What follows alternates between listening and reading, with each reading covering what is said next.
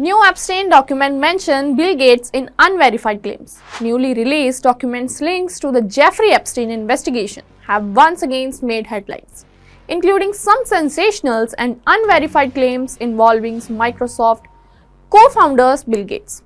The files are part of a multi-million-page disclosures by the US Department of Justice, aimed at shedding light on Epstein's extensive networks of contacts and alleged activities.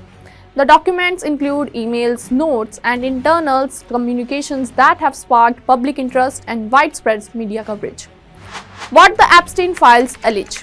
Among the released materials are draft emails from 2013, allegedly written by Epstein himself, which contains claims about Gates' private life.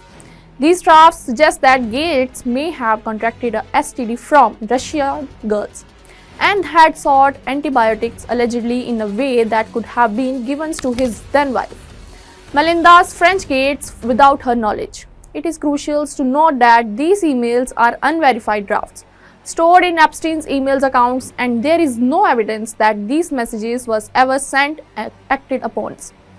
There remains allegations in draft from not findings from any official investigation or court proceedings. Gates' response and denial. Bill Gates and his representatives have strongly denied the allegations, describing them as absolutely absurd and completely false. They emphasize that these claims reflect Epstein's own frustrations and attempts to defame Gates, rather than factual events. Gates has previously acknowledged that meeting Epstein was a mistake, expressing regrets for the associations, but has consistently denied any wrongdoing. Context on Epstein's document release.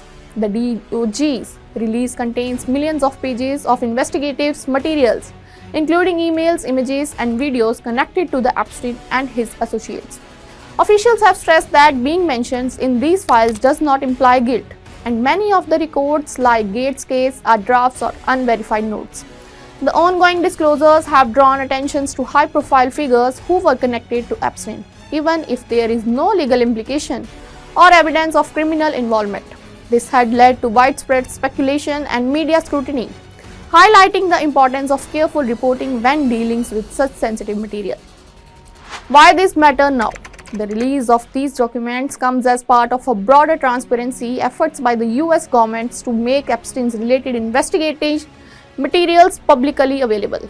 However, a significant portions of the files remain sealed or redacted, meaningful that much of the content is incomplete or contextual and can easily be misinterpreted.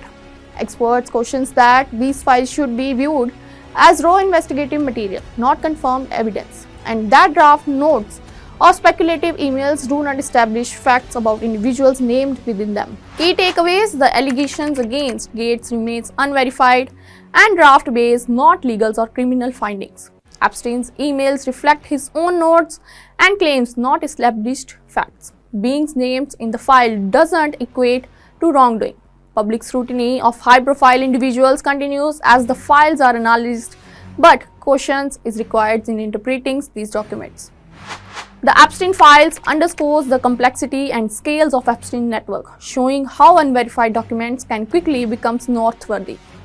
While these revelations may attract attention, it is essential for audience to distinguish between draft allegations and verified evidence, especially when high-profile figures and sensitive claims are involved.